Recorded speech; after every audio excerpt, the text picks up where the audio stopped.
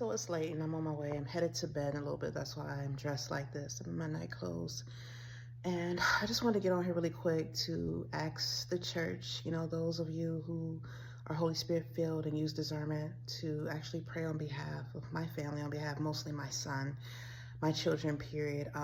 As you all know, like I said, a couple of days ago, I had my in-person visits with my son terminated, or they said they were going to stop the visits based off of the fact that my son is sitting in a group home where I felt like I said, they were just nitpicking him for every little thing, giving him these harsh consequences, stripping him of everything, taking everything away from him. And it's like, when this happens, it affects him mentally and psychologically. And it's like, I felt like he's being abused emotionally and mentally. And it's like he's in a prison. You're putting him in a bondage. It's supposed to be a rehabilitation place where he's supposed to get help. And it's like every time he did one little minor thing, like stand in line, they punish him to the fullest extent. And this is happening where certain children are being mistreated.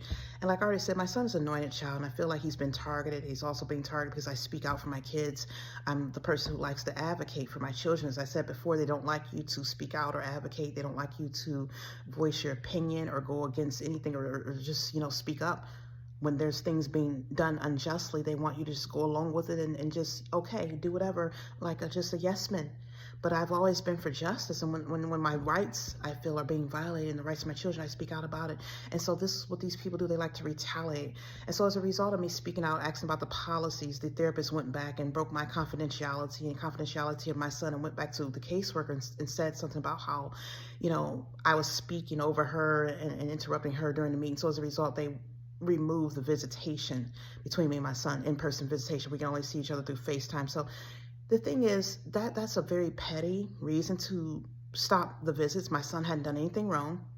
And as the therapist herself had said before, they all said that they felt that the visits were helpful. He was benefiting from it because he felt better when he was able to see his mother. He felt better at being able to be around his family, because we would all go to the visits and see him. So now that you're depriving him of that, it's like, it bothers my son. It makes him feel emotionally more upset, and it's causing him to want to change his behavior, because he feels like he has nothing to go for.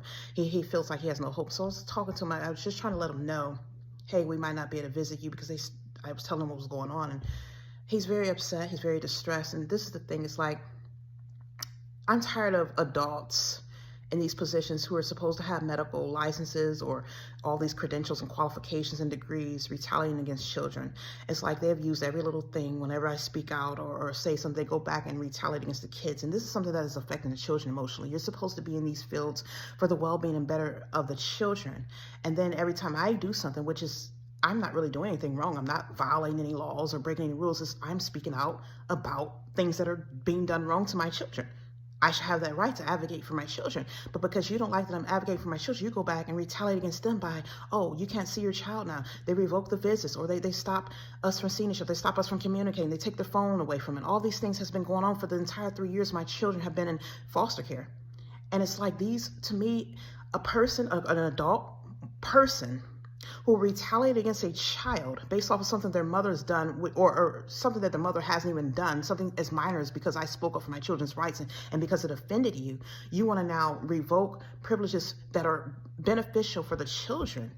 I feel like this is someone who shouldn't be in this position, because you're retaliating against kids. And even any time someone will retaliate against a child and resort to that type of behavior, it makes, to me, it feels like you're not emotionally equipped to hold that position.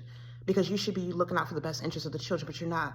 You're going by your own emotions. You're going by your little ego, and you're not doing things right. You're not going according to protocol. You're just going according to how you feel. People who are led by their feelings and are not behaving in a rational manner and will take it out on innocent people for any little thing.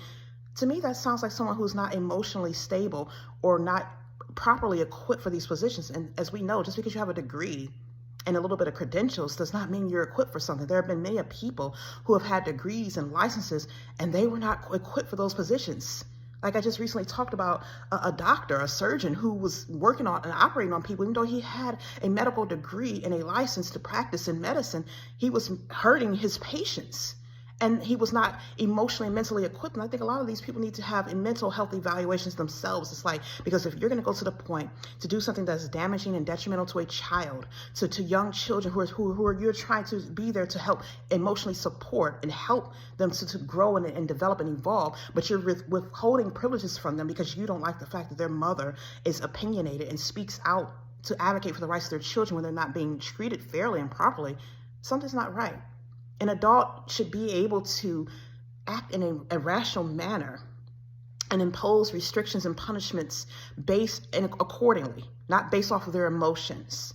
I hadn't even done anything wrong because she just, like I said, she didn't like the fact that I was speaking up for my child and she wanted to shush me. And that was the thing. It's like they want to cover up every little thing that's being done. And when you speak out about it, they get angry and retaliate against the kids and stop visits and stop. They want to control you and expect you to just go along with everything. And this is so much that's been covered up, and this is not right. And I'm just speaking out about this because it's like my son is at the point now where he's really wanting to, he feels like he just doesn't have anything to go forward for because everything's being stripped away from him. And they're like, I'm tired of my son being in a situation where he's being antagonized and everyone's coming up against him. The entire kingdom of darkness is coming up against him. He's in a situation where they can antagonize him and mistreat him for every little thing, or retaliate against him and revoke privileges when he feels like he's making progress. I mean, they just got through saying he was doing well, but every time they get angry or upset at something, or I make a video because they monitor my page and scrutinize every little thing I do looking for something so they can go back and retaliate. This is unstable behavior. And I don't understand how this is even allowed to go on, because any other person who's acting in this way, you would say is irrational, but because you have a license and you hold a certain position, oh, it's okay to do this stuff. No, it's not. It's actually scary that these people have this type of power that they can get upset and offended over something that someone had done. It's not like I disrespected this woman. I didn't call her any type of names. I didn't threaten her. I didn't make any type of violent threats. I didn't speak in a hostile manner. I just simply voiced my opinion and asked a question that she did not like. And so you get mad because you feel like you're not controlling the situation or the conversation, and it's not being, suited towards what you want to speak about, because it's not comfortable to you, because you don't want to address the concerns that I have about how my son's being treated. So you go back and tell the caseworker, and together the two of you decide, oh, I don't get to see my kid in person anymore, knowing that that's something that my son looks forward to. He doesn't get to see us at all. He's not able to see us but once every 2 weeks. So he's looking forward to these visits, but you take him away because, like I said, you don't like the fact that, you can't control me, or the fact that I'm speaking up for my kid and you don't want me to speak up. You want me to just allow you to mistreat my kids and do whatever you want. And as a result, you get offended and take privileges away from me and my children. This is something that they should not have the power to do. And this is why I'm just asking the church to start praying, because it's like, this is not just me that is happening to. It's happening to lots of children, and their parents don't have a YouTube channel. A lot of them don't have the voices to speak out. There's no public defender who's going to speak up for us. A lot of the times the parents don't have money to get an actual defense team to speak out for them. And if they do, they're not going to speak out for them. This stuff has been allowed to happen, and they've been allowed to get away with it. And it's like they get so angry when you speak out and expose what they're doing, because they want to have the complete control and authority to take your kids out of the home and do whatever they want. And it's like, you take my kids and then want to control me, and you took my kids off of something that shouldn't have been used against me in the first place. There was really no reason to take my kids out of the home, but no one ever talks about that. This is why when I bring it up, they say, oh, we don't want to backtrack. You don't ever want to address that issue. So I'm just at the point where I'm worried about my son, his mental health, because it's like he's breaking down. He's been there for nearly 3 years. They've had him locked up from group home to group home. He's been antagonized. Children are allowed to tease him and mess with him. Sometimes staff will taunt him, and it's like nothing's done. And it's like, I have to keep praying for my son. And if I speak out, you get mad. And, oh, well, she's speaking out, that she's combative, she's this or that. It's like, I'm not allowed to say anything. And whatever I say, you use it against me. If I say something to you, you get offended. If I make a video about it, you're watching it, you get offended, and you go back and run back. And to me, this is something that just states someone who is just not emotionally equipped to hold these type of positions and this type of power. So I'm just asking that the church will pray for my son on his behalf, that he maintains his emotional stability, that you strengthen him, and that, he's alleviated quickly from this situation. And I appreciate your prayers. Thank you.